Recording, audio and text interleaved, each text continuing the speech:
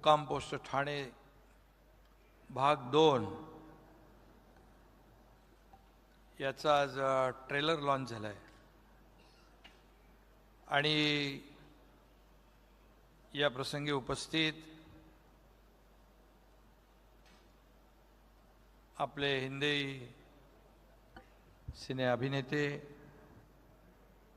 सलमान खान, आमचे विधानसभेतील अध्यक्ष राहुल नार्वेकरजी, मंत्री मंगलप्रभात लोढाजी, महाराष्ट्र भूषण आमचे अशोक सराफजी,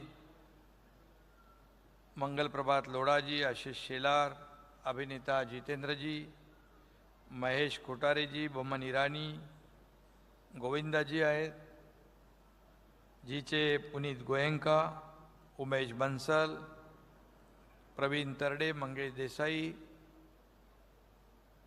प्रसाद ओक, क्षितिज दाते, मकरंद पाध्ये, सर्व मान्यवर आणि समोर उपस्थित खासदार, आमदार, सिने चित्रपट सृष्टीतील सर्व मान्यवर, मराठी हिंदी अभिनेते आणि सर्वच दिघे साहेबांवर प्रेम करणारे बांधव भगिनी आणि पत्रकार मित्रांनो, खरं म्हणजे उद्या गुरुपौर्णिमा आहे, परंतु ती गुरुपौर्णिमा आजच झाल्यासारखी वाटते, कारण साहेबांना भेटले आणि माझे साहेब मला प्रत्यक्षात इथे भेटले. खरं म्हणजे धर्मवीर आनंद दिघे साहेब यांना आपल्यातले काही लोक भेटले असतील, त्यांना ऐकलं असेल, परंतु त्यांचं काम जे आहे, त्यांचं कार्य लोकांसमोर आलं पाहिजे यासाठी धर्मवीर मुक्काम पोस्ट ठाणे एक आपण केला आणि तो प्रचंड हिट झाला, त्याला यश मिळालं आणि 2022 सालातला तो मराठीतला ब्लॉकबस्टर ठरला. यासाठी मी प्रवीण तरडे यांचं मनापासून अभिनंदन करतो, मंगेश देसाई, त्या प्रसाद ओक, त्या सर्व टीमचं मनापासून अभिनंदन करतो. खरं म्हणजे त्यातून दिघे साहेबांचं जीवनपट लोकांसमोर आला, परंतु दिघे साहेबांचं कार्य आणि कर्तृत्व एवढं मोठं है. सलमान जी, इतना बड़ा काम उन्होंने किया है कि एक फिल्म में वो पूरा नहीं हो सकता है. इसलिए हमने ये प्रवीण तरडे और मंगेश देसाई, इन्होंने सब ने पार्ट 2 आज लॉन्च किया, ट्रेलर लॉन्च किया है. खरं म्हणजे त्यांनी एक धगधगता भूतकाळ पडद्यासमोर आणला आहे. जीवनातलं सत्य काय ते त्यांनी या सिनेमाच्या माध्यमातून समोर आणलं आहे. खऱ्या अर्थाने दिघे साहेबांचं आयुष्य आणि कर्तृत्व एवढं मोठं होतं, मगाशी म्हटल्याप्रमाणे, की ते एका सिनेमामध्ये शक्य नाही. आता दुसरा पार्ट 2 केला आहे, मला वाटतं प्रवीण कुठे गेले, आणखी पुढं काय करतात माहीत नाही मला, कारण आनंद दिघे साहेबांचे विचार जे आहेत, हे विचार आणि त्यांचं काम आजही आपल्यामध्ये आहे. आनंद सिनेमातला एक डायलॉग आहे, आनंद मरते नहीं, आनंद मरा नहीं करते. विचार मरत नसतात. विचार देऊन गेलेला माणूस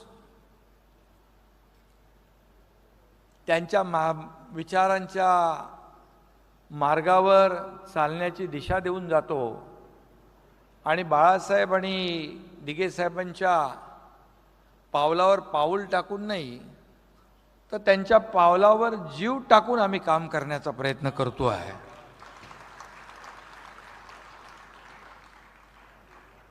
मला वाटतं धर्मवीर आनंद दिघे साहेबांनी अशी कामं केली की अनेकांना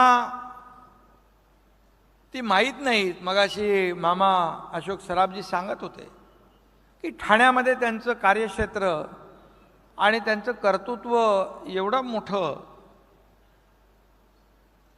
की या सिनेमाच्या माध्यमातून लोकांसमोर येत आहे. खरं म्हणजे काही गोष्टी आम्ही इथे बोलू शकत नाहीत. अशा अशक्यप्राय गोष्टी आणि अशक्यप्राय कामं ते करून गेलेत. सर्व ठिकाणाहून माणूस जेव्हा हवालदिल होऊन हरून अगदी निराश व्हायचा आणि तो धर्मवीर आनंद दिघे साहेबांच्या आनंद आश्रमात त्यांच्या दरबारात जायचा. दुःखी कष्टी चेहऱ्यावर वेदना घेऊन दिघे साहेबांना भेटायचा आणि पुन्हा जाताना त्याच्या चेहऱ्यावर एक विलक्षण आनंद आणि समाधान घेऊन जाताना आम्ही पाहिलेला आहे. अशी अनेक प्रकरणं अनेक घटना दिघे साहेबांच्या जीवनामध्ये आणि या ठाणेकरांच्या नाही महाराष्ट्रातल्या अनेक लोकांच्या जीवनामध्ये बदल घडवण्याचं काम आनंद दिघे साहेबांनी केलं. खरं म्हणजे फक्त हिंदुत्वाचं रक्षण नाही तर समाजाच्या हिताचं रक्षण देखील धर्मवीर आनंद दिघे साहेबांनी केलं. या सिनेमामध्ये आपण बघाल की कुठलंही जात धर्म पंथ सिनेमामध्ये साहेबांच्या हिंदुत्वाची गोष्ट असं टॅगलाईन आहे, परंतु प्रत्यक्षात दिघे साहेबांचं जीवन या सिनेमाच्या माध्यमातून काही अंशी आपल्यासमोर येईल. त्यांच्याकडे कुठल्याही धर्माचा माणूस जाऊ द्या, कुठल्याही जातीचा, कुठल्याही पंथाचा, तो कधी खाली हात वापस गेला नाही. खाली हात वापस गेला नाही. आणि दिघे साहेबांची हीच तर शिकवण होती. या सिनेमात एक डायलॉग आहे, कार्यकर्ता घरात नाही तर लोकांच्या दारात शोभून दिसतो. याचं कारण कार्यकर्त्याने लोकांची सेवा करावी, सुखदुःखामध्ये धावून जावं, त्यांची अडीअडचण सोडवावी आणि त्याला न्याय द्यावा ही भावना त्यांच्या मनामध्ये होती. मला आठवतंय की अगदी शाळा प्रवेश साठी देखील त्यांच्या दरबारामध्ये शेकडो हजारो लोक यायचे. KG to PG पर्यंत कुठलंही ॲडमिशन दिघे साहेबांकडून झालं नाही, होणार नाही, असं कधी झालंच नाही, असा विश्वास लोकांमध्ये होता. माय भगिनी कुठलीही अडली नडली, कुठलेही काही त्रास झाला, कोणीही तर दिघे साहेबांच्या दरबारामध्ये जात होता आणि त्याला न्याय मिळत होता. खरं म्हणजे एक आगळं वेगळं नेतृत्व दिघे साहेबांच्या रूपाने या महाराष्ट्राला लाभलं होतं. आणि म्हणून मी प्रसाद ओक, प्रवीण तरडे यांना मनापासून पुन्हा धन्यवाद देईन. प्रसाद ओक यांनी जे काम केलं, प्रसाद ओक यांनी कधी दिघे साहेबांना पाहिलं नव्हतं, दिघे साहेबांना भेटले नव्हते, दिघे साहेबांना फोनवर पण बोलले नव्हतं तुम्ही, परंतु दिघे साहेबांबरोबर जे राहिले ते त्यांच्या सोबत होते, ज्यांच्या सानिध्यात होते, या सगळ्यांशी बोलून, या सगळ्यांशी चर्चा करून, त्यांना ऐकून दिघे साहेबांचा हुबेहूब दिघे साहेबांची भूमिका करणं हे सोपं नव्हतं. आणि ती भूमिका प्रसाद ओक यांनी केलेली आहे. खरं म्हणजे मी एक किस्सा सांगतो. मला वाटतं पहिल्या सिनेमाचा आपला कुठे ट्रेलर आपण लॉन्च केलं का, काय लॉन्च केलं तिकडे, हॉटेलमध्ये कुठल्या ब्ल्यू सीमध्ये, आणि असा अंधार होता आणि हे समोरून आले आणि मला काही सुचलंच नाही. मी त्यांना दिघे साहेब समजून त्यांच्या अक्षरशः पाया पडलो. म्हणजे तसं पाया पडण्यासारखं काम केलेलं आहे तुम्ही, परंतु एक अशी भूमिका, त्यांनी त्या भूमिकेमध्ये जीव ओतला होता. एवढी मेहनत, त्याला फार डेडिकेशन आणि डिवोशन लागतं, आणि ते प्रसाद ओक यांनी केलं. आणि माझं काम तर क्षितिजने केलं. याच्यामध्ये मागच्यापेक्षा जास्त भारी दिसतो.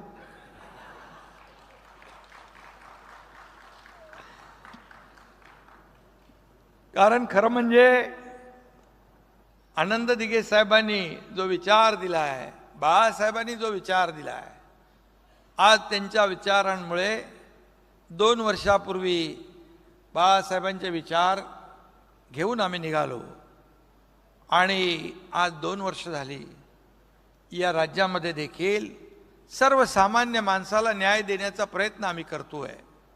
आज जसं दिघे साहेब म्हणायचे, कार्यकर्ता घरात नाही तर लोकांच्या दारात शोभतो, तसं शासन लोकांच्या दारी घेऊन आम्ही गेलो.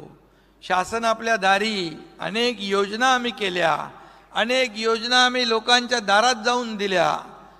आणि आजही मी आपल्याला सांगतो, आता ज्या योजना माझ्या महिला भगिनींसाठी, माझ्या बांधवांसाठी, ज्येष्ठांसाठी, शेतकऱ्यांसाठी, सगळ्यांसाठी आज आपलं सरकार करतंय, प्रामाणिक प्रयत्न करतंय.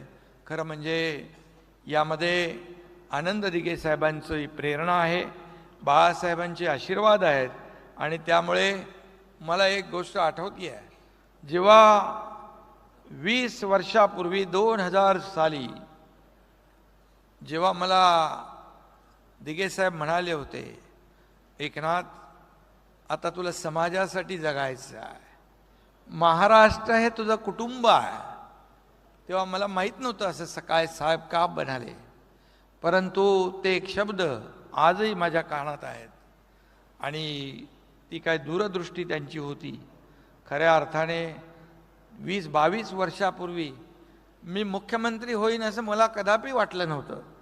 परंतु इथे दिघे साहेबांच्या बहिणीचे मिस्टर आहेत, दिघे साहेबांच्या बहिणीचा मुलगा आहे, ताई आजारी असल्यामुळे ती आली नाही.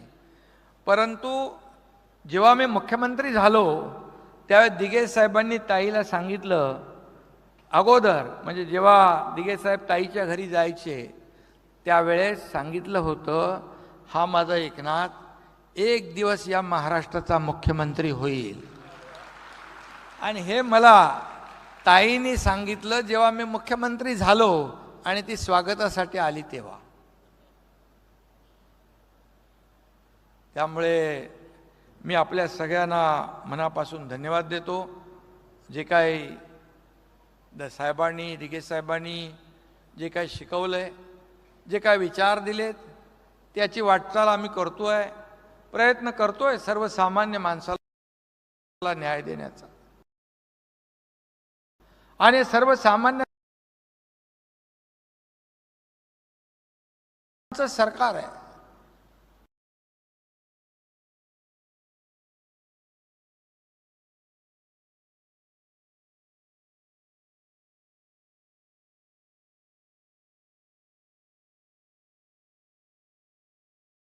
हे कुणा एकट्या यासाठी या राज्याचा विकास, सर्वांगीण विकास, आणि या राज्यातल्या सर्वसामान्य माणसाला, मग बळीराजा असेल, शेतकरी, कष्टकरी, कामगार, वारकरी, धारकरी, माता भगिनी, माझे ज्येष्ठ, त्याचबरोबर तरुण, त्यांच्यासाठी देखील योजना करतोय.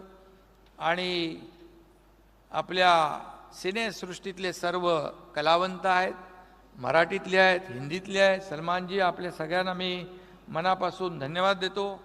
आपण या ठिकाणी आलात आणि या कार्यक्रमाला शुभेच्छा दिल्यात. मला वाटतं झीचे देखील आभार मानतो. त्यांनी देखील आपल्या पहिल्या सिनेमाला देखील खूप सपोर्ट केला.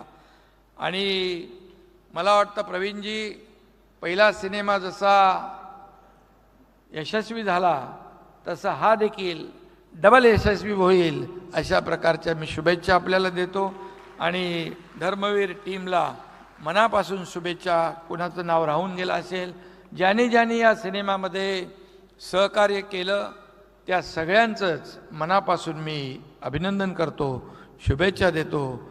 जय हिंद, जय महाराष्ट्र.